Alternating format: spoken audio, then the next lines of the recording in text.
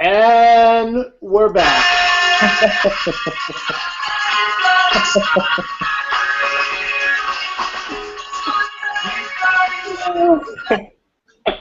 Special effects. Oh. Huh? YouTube with a U2 song. Oh, yeah. I mean, tough Sunday here. We're with the second episode of the Turn on the Jets podcast. We were going to go last night. We decided to bump it back one more night.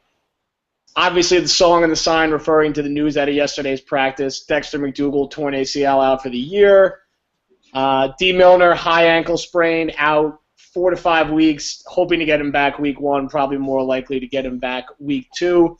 I'm Joe Caporoso, owner of TurnOnTheJets.com. I'm joined by our lead editor, Cole Patterson, making his first appearance on our podcast. Cole, how you doing tonight? I'm doing all right. How about you? I'm doing okay. It's Besides Monday. the news, obviously. Beside the news, I'm doing all right. Tell me about your initial reaction to the news yesterday, and just kind of seeing everybody's initial reaction to it, fan-wise as well. Sort of the widespread panic and despair that has seemed to take over most of Jets Nation and Jets Twitter or wherever you affiliate yourself with over the last 48 hours. Well, definitely. I'll start out by saying I don't think it's unwarranted.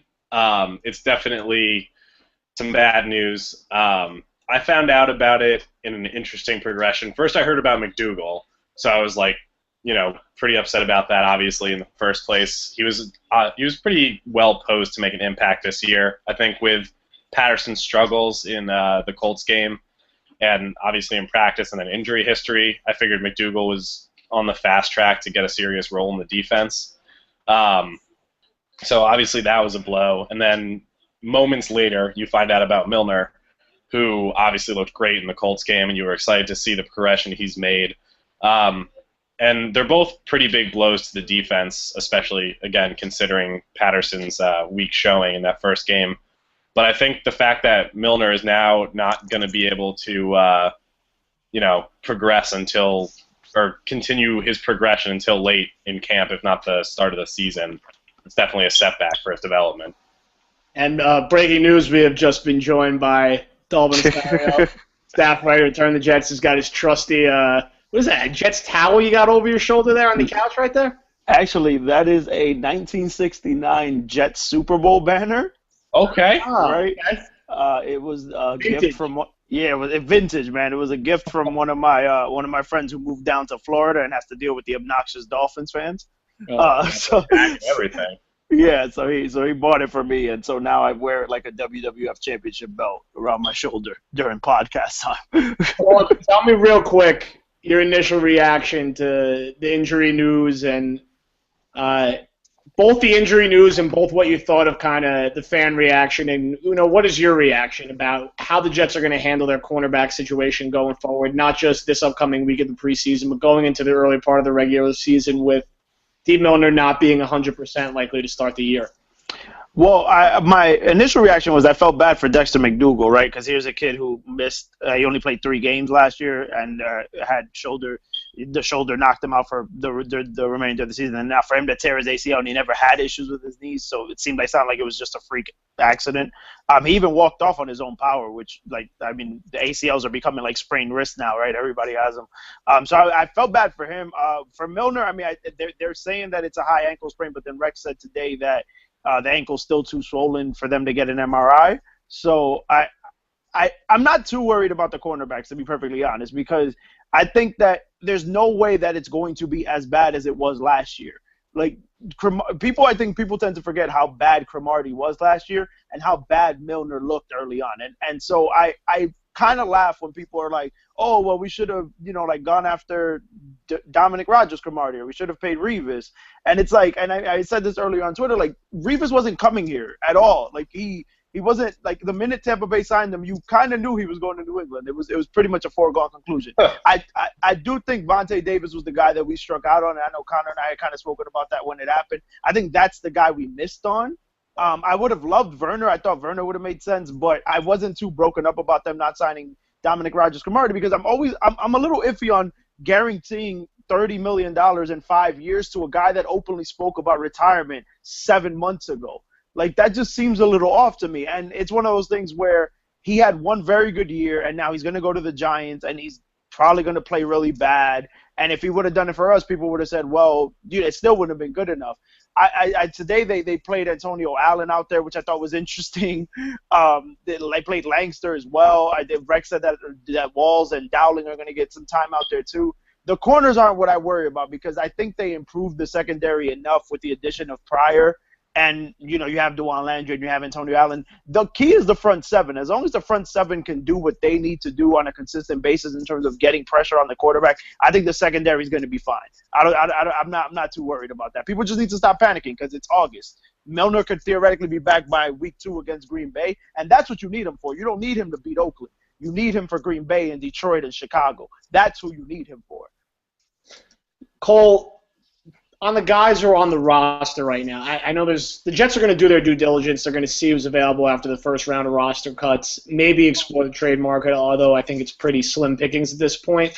Who internally are you looking towards to kind of step up and take over some of these reps that, fill in for Milner basically for the rest of the summer and maybe have to start week 1 or week 2 and, take some of the reps that McDougal was likely poised to eventually take? Who are you looking at internally to kind of rise to the occasion? I think, this is probably not what most people are expecting, but I'm going to go with Ellis Langster here. I assume most people, when they're thinking internally, are on the Darren Walls bandwagon. And, nothing against him. I like Walls. I like what he's shown. He definitely needs some improvement, but story for another day. Langster has spent, a ton of time in this defense. He's earned the reps. He's spent time there today already across from Antonio Allen, which I think was lost in the fact that Antonio Allen took reps across from him. I think it's a big deal that Rex is trusting Langster in this position. And, what he showed in game time, yeah, he's going against usually the third or the fourth wide receiver on a team, but he's been effective in Rex's defense, and I'm interested to see what he can do on the outside. The problem with Wilson on the outside is that you already know what you have, and it's not going to be good out there.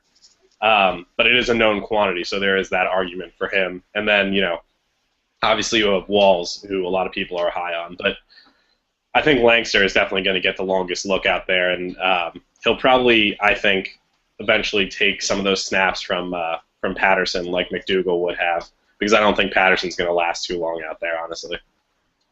Yeah, I mean, my kind of overall thoughts about the entire cornerback situation, kind of boiled down to this, and we're seeing a lot of this Idzik criticism, which was to be expected after injuries happen. But my thing is that you can't change your tune on Idzik or call for him to be fired because of something that happened at practice on Sunday. If you woke up Sunday morning and thought one thing about Idzik in this offseason, you can't change it because 2 guys happen to get hurt in practice. I mean, this is a team he built. Injuries happen. We saw Marvin Jones and the Bengals broke his foot today. I mean, are people calling for changes in the Bengals front office because of that? No, the Jets lost a third-round rookie for the year, a promising rookie, but losing a third-round rookie isn't a death sentence for your season. It hurts to have Milner out for a few weeks now. It would have been good for his development to get those preseason games, but he should be back for week 1 or week 2. And with the offseason, I think Dalbin said it well, and we discussed this today. I think the Jets' approach was that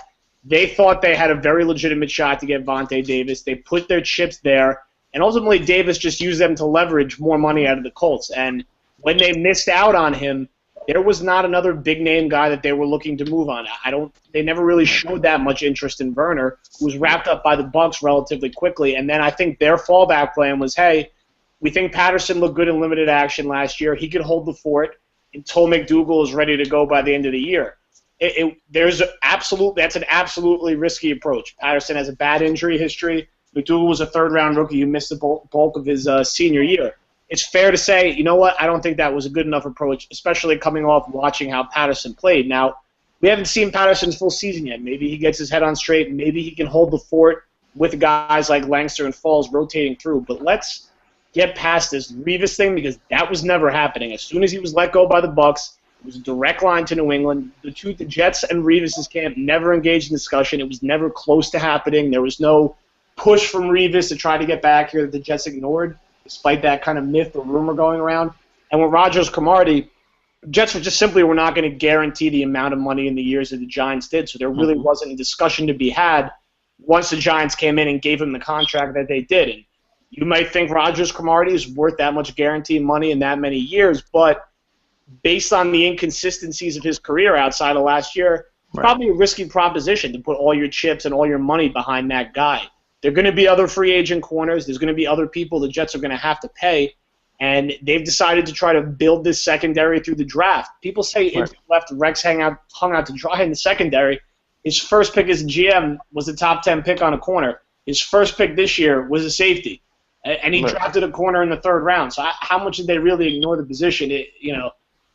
Obviously, fans were frustrated. Cornerback was going to be a question mark coming in. It's going to be interesting to see how they adjust, and it doesn't just fall on the cornerbacks. It falls on maybe using the safeties more in coverage, maybe finding a way to use the linebackers more in coverage. But Rex Ryan, is a good enough coach, or needs to be a good enough coach, where if he doesn't have 2 top-end starters at corner, he still needs to be able to coach a good enough and competitive team. Not every team in the NFL has 2 above-average starters at corner. The Jets are above average at other positions. He might have the best defensive line in football, so you're not going to be that strong at every spot. But I digress. Let's switch over to the offense. Dalbin, tell me what you thought about the offense. Initial reactions to the Colts on last Thursday night. Happy, a little disappointed. We buy all the Vic hysteria. No. I was very happy with Geno. I thought he got the ball out quick. He showed much more progression in terms of moving from his first read to his second read and third read, which he struggled with a lot early on last year. So he looked more comfortable. So I like that. I wasn't pleased with the running backs. I thought, and I mean, this may be just my bias because that's the position I handle for TOJ, but I didn't care for Richardson, Ivory, and Chris Johnson in terms of running the ball. I thought Chris Johnson showed in a couple of plays the weapon he's going to be in the passing game. He had a third down check down that it was 3rd and 21, and he picked up 18, 19, which I thought was pretty good. Geno looked fine. I thought Vic was okay. It's funny because the headline read Vic excites the offense, and Skip Bayless even came out and said that when Vic got in there, the offense took off, and I thought that was a joke because Mike Vick completed 50% of his passes for 17 yards, and he was sacked twice. I don't understand how that excites the offense. If that's what does it, then Geno probably had them in a frenzy. So I thought the offense was good. Amaro looked good after the early couple plays where he just looked a little nervous. I think the offense is going to be fine. I think this is the first time in a while where Rex can actually throw out a legitimate offense. I have high hopes for the offense. Decker's an amazing route runner too. Even just to not even go any further, but he's a phenomenal route runner, and I think he doesn't get a lot of credit for that. He's very similar to Reggie Wayne, in terms of just the intricacies of his route running, and I like seeing him run routes. I thought that's one of the more underrated aspects of his game. So I think the offense is going to be fine.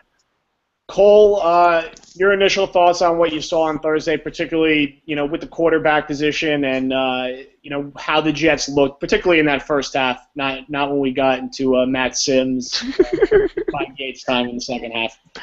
Number 5 in your playbook, number 1 in your hearts. Of course, Matty Sims. Well, as far as the quarterback position goes, I think anybody who was talking about Vic exciting the offense, that was overblown. He had a run. Geno had a run. Vic had a few nice completions. Geno had a few nice completions. Honestly, I didn't notice much different between the two of them. Right now, for me, it's just the idea that Geno has potential in the future, and Vic doesn't. Like Dalvin said, I was impressed with his read progression, Geno Smith's read progression. The first play looked pretty scripted to me, slant pattern to Decker on that first play, get the new weapon worked in. But the fact that he was willing to dump it off to Chris Johnson in those few situations where what developed called for it, I like that. And one thing I wanted to nip in the bud is all the Stephen Hill hype that comes with every offseason. Hey, I won't say anything. Free Hill. Well, my biggest takeaway from this game, I was watching him pretty carefully because everyone's been talking about his camp, so I figured, hey, why not give it a shot? He didn't get open on a single route he ran. Not a single route. He could not get by anybody. He was getting pressed at the line. He was sloppy out of his breaks. He was rounding his breaks off. It was just not a good showing from Hill. And, he's probably going to make the roster, but I don't really see him making much of an impact on this roster. And based on what we saw, I think what we've been predicting all offseason is going to come to fruition. They gave a lot of targets to Decker, and then after him, it looked like the Curley, Johnson, and Amaro show. So I think we're pretty safe in our prediction there. Yeah, I mean, my quick thoughts offensively out of the first preseason game. I'll start with the quarterbacks, and it was just interesting to see how quick everyone got so excited and so frenzied about Vic. And I guess, listen, I mean, Vic was a guy who, for a period of time, was the most exciting player in the league. He had a monster year in Philly a few years ago. So when you see him in a Jets uniform for the first time, taking off around the edge, for 15 on 3rd and 9, there's a level of excitement to that. But take a step back, 3 for 6 for 17 yards. He had 2 carries. Geno had a carry for 10 yards. Geno was 4 for 6, had a nice pass over the middle of Cumberland, had a nice pass down the field of Decker that unfortunately got called back because of an offsides. And, Vic was going against the Colts' second team. So I think as Cole said, their performances were relatively comparable, and never mind the fact that Vic was going against backups. I think, as we all kind of know at this point, Geno's going to start the year. He's going to have a much, much quicker hook than he had last year. Just because the Jets refused to stop running the Wildcat ever since they got abused by it in 2009, I'm sure we're going to see a couple packages and a couple series with Vic running it. And maybe it works, maybe it doesn't. I'm not the biggest fan of it. I feel like you just kind of stay with your guy, and I don't want to see Vic get hurt on a Wildcat scramble, and the Jets don't have the backup quarterback. But I would like to obviously see Geno push the ball down the field a little more, continue to protect the football, and get a touchdown on the board. He'll get probably 3 or 4 series with the starting offense against a very good Bengals defense on the road, a defense that really ate the Jets up last season. So very true. Let's hope that that we see some progress from week 1 to week 2. And as for Hill, the guy played 35 snaps. He was targeted once, and the ball basically went right through his hands despite drawing a defensive holding penalty. And there were 3 different quarterbacks in with him. He played with Sims, he played with Vic, he played with Geno. 12 different guys had a catch. I mean, chemistry. Yeah. He played good in practice, but at some point you just got to produce. And like you said, I think he's still probably – I did a roster prediction today on the site. I think he's still going to make the team. But that doesn't mean that maybe a guy like Salas can't push him if he actually dresses and plays next week. Or even Quincy's been looking better in practice. Maybe he turns it on and something, starts putting pressure on Hill that way, because really coming out of college, there wasn't that much of a difference between Quincy and Hill. I mean, Quincy, Hill's production probably warranted him being closer to being a 3rd or 4th round pick, and obviously, Quincy was a 6th round pick, so their pedigree coming out of college wasn't all that different.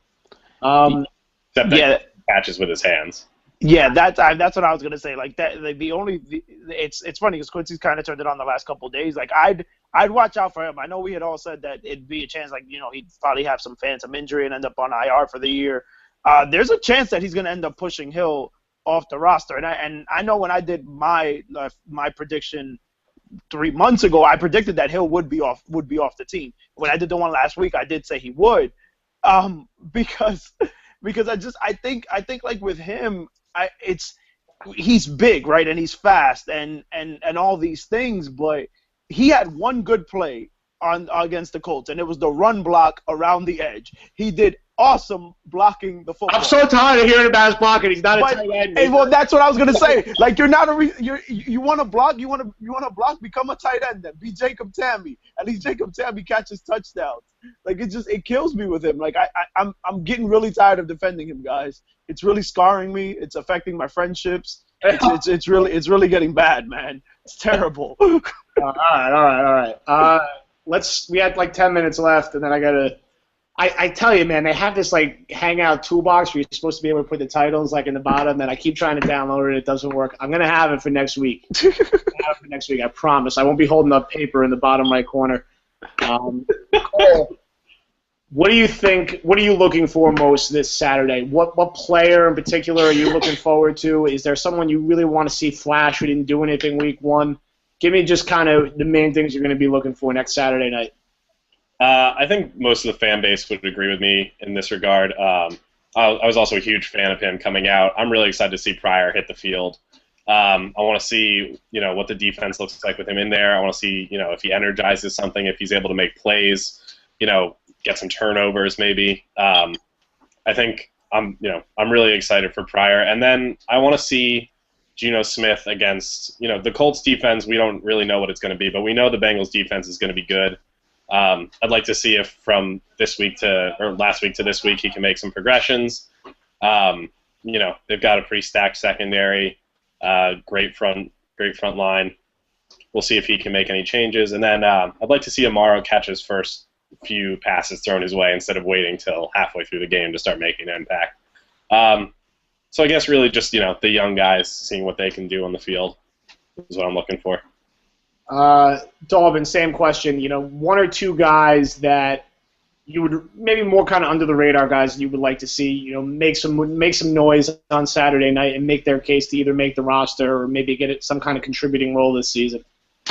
Trevor Riley, who by all accounts has had a very solid camp, and who I think he's going to end up beating out Garrett McIntyre for the 7th or 8th linebacker spot. I really do. I just that's obligatory 7th white outside. Yeah. The token white outside linebacker. It's going to be Riley. But no, I was really high on him coming out, and I think I'd love to. I'm excited to see him against a pretty good Bengals O-line. So he's one guy that I'll be watching, and then another guy is Darrell Richardson, man, because. I really believe the Jets are going to end up carrying 4 running backs, and he didn't do much against a very vanilla Colts run defense. Like, the Colts defense isn't imposing. It's not the Bengals defense. And while I do expect the Bengals defense to take a step back now that Mike Zimmer's no longer there, this is still a very talented group, with Denard and Leon Hall and Geno Atkins is coming back from the knee injury last year. So Darrell Richardson's going to have to show something. Otherwise, Alex Green outplayed him last week. And there's a chance that Alex Green ends up making the roster over him because I still think they're going to carry 4 running backs. And Richardson has more pure talent, and he has dread, so it fits the whole Predator-themed backfield that we got going. So he's going to have to show something on Saturday, man. Team is important in the backfield. It is fair to say I think Green did probably outplay Richardson that first week. I do still think Richardson's going to make the roster, and he's probably a better overall back, but it would be nice to see a little more out of him. Me, again, I'm excited to see Pryor, like Cole said. Obviously, he was our first-round pick. He's a guy that could really be a game changer in the back end of that secondary. It'd be fun to see him in action, and it will be interesting just to see. I want to see a little more juice from the run game offensively, like Dalvin kind of alluded to. The numbers were not pretty. The Jets were not getting a great push up front, and it's not going to be easy against the Bengals, but Johnson out in a little space. I don't know if Ivory's going to end up playing. I doubt it, actually. I think this might be Powell's actual debut of the preseason. As he missed last week. I'd like to avoid being called a Ford hater. First it was a Hill hater, and it was a Ford hater, and then me and Donnelly were getting killed for being Bohannon haters. Yeah. I'd just like to again clarify that we don't hate anybody at Turn on the Jets. We root for everyone who's on every single one. We're Jet fans. That being said, I'm still not convinced in the value of keeping Jacoby Ford so he can watch 2 touchbacks fly over his head every week. Maybe he gets a return win this week. We'll see. I want to see some touchdowns. I want to see some turnovers. I want everybody to stay healthy. Yeah. That's all we could really ask for. Before getting off this topic, go ahead. I want to bring up A.J. Eds. I want to see if he can sort of repeat what he did against the Colts because I was blown away. I was at the game, and he was in every play, and every time he got near the ball, the crowd started cheering. I was really impressed with what I saw. He was all over the field. And, it's one preseason game, but he was in there with the starters in the first quarter. He replaced Jeremiah George almost immediately. Yeah. And, I think he's really, even in just that one game, he's made a case to carve out a hole for him on the roster. Yeah, absolutely. Yeah, and I mean, I guess just one last guy. One of the cornerbacks, right? Either Johnny Patrick or like one of the guys, like Razai Dowling, right? This was supposed to be his big opportunity. What happened? I feel like he didn't even make the trip. like what's happened? Like because Rex is an evil genius, right? And he's gonna figure it out. I think he's gonna figure it out. Yeah, there we go. I think Rex is gonna figure it out. But it'd be nice if one of these corners would step up, man, because they have a golden opportunity here to Wally Pip this situation and never look back. And they need to take advantage of it. Otherwise, what's the point? Well said. I agree about those kind of backup corners. Patrick's been banged up, which I was a little bummed out about. I thought he might be a guy who could make some noise. Dowling, after being the hero, literally, I think I was asking when the viewer said, is he even in Cortland? We haven't heard anything about it. So hopefully those guys, somebody, make some noise. As for us here, we will get the 2-box installed for our next podcast, which should tentatively be next Sunday. This week we're also going to have a nice, shiny new defensive line highlight tape made by our boy Kevin, our newest TOJ employee. Son of Bauer. Son of Bauer. Son of Bauer. King of nicknames over there. There he is. Also, I believe we're going to finally get some of those X's and O's in the can so we can get them up on the site. We're going to hopefully meet up later in the week, have some adult beverages, and draw up some X's and O's and get it up on the YouTube channel so we could keep growing there. And I appreciate everyone who subscribed. I think we're at like 170. Keep it coming. We actually are going to have a chance to kind of give away a lot of great items throughout the year, and not something we always got a chance to do a ton out of, and I can promise a lot of them will be through the YouTube channel here as we try to grow our subscribers. Final quick thought, Dalbin and Cole. We'll go Dalbin, then Cole, and then we'll sign it off and let people go back to their Monday nights because I got to eat dinner. There you go. Well, actually, I guess my final thoughts aren't necessarily football related, but just, rest in peace to Robin Williams. Mental health and depression are very, very serious things, and there's this negative stigma attached to them. And it'd be great if we can get to the point where we can have a healthy dialogue about these things. So, prayers to his family, to his wife, and, hopefully he's found peace wherever he is right now. That's where my heart is right now. Well said, Dio. Well said. Cole? I just don't know how to follow that up. I guess just pour one out for Robin Williams. Fair enough. Well said, and yes, I can't follow that up either, Dio. We appreciate everyone for listening. This should be live up on the channel soon if you weren't following live as it went. We are going to get the Q&A feature going too. I need a tutorial session. We'll do it. We'll get it up. Stick with us. Hopefully I see you guys later in the week. We could gather up around the city since we're all close now. I'll be there. We'll make it happen. Thank you. Guys, don't panic too much out there. It's only August 11th. I promise you. Well, at least for the next few weeks, it'll be all right. So thanks for listening. We'll talk to you next week. TOJ.